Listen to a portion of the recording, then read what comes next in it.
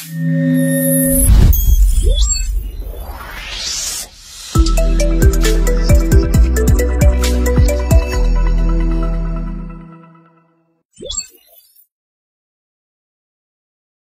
আলাইকুম। একজন ভদ্রমহিলার কথা বলছি, যিনি প্রায় 84 বছর বয়স। গত 1 থেকে 2 মাস ধরে ওনার ধীরে ধীরে জন্ডিস দেখা দিয়েছে এবং সারা শরীর চুলকানি।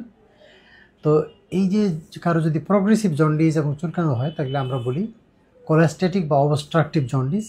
এই অবস্ট্রাকটিভ জন্ডিসের কারণ হিসেবে এই বয়সে, যখন উনি 80-র ঊর্ধ্ব বয়স, অশীতিপর বৃদ্ধা একজন মহিলা, কারণ হিসেবে আমরা মনে করি যে ওনার এক বা একাধিক যে সমস্ত কারণ থাকতে পারে, তার মধ্যে একটি হচ্ছে প্যানক্রিয়াটিক ক্যান্সার বা carcinoma head of the pancreas. সেখানে ব্যথা থাকার কথা ছিল, এটির ওনার কোনো ব্যথা নেই।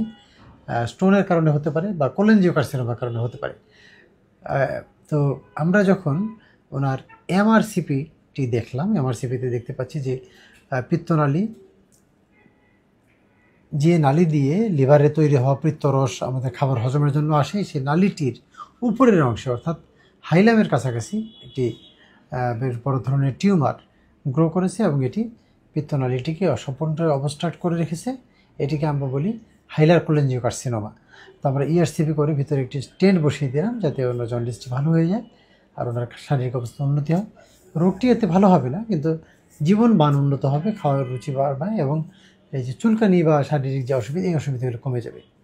তো আমরা ওনার সুস্থতা কামনা করছি এবং উনি যতদিন বেঁচে থাকেন, উনি যাতে সিমটমবিহীন, জন্ডিসবিহীন, চুলকানিবিহীন জীবনযাপন করতে পারেন, তার জন্য আমরা চেষ্টাটি করলাম। আশা করি উনি সুস্থ থাকবেন। ধন্যবাদ।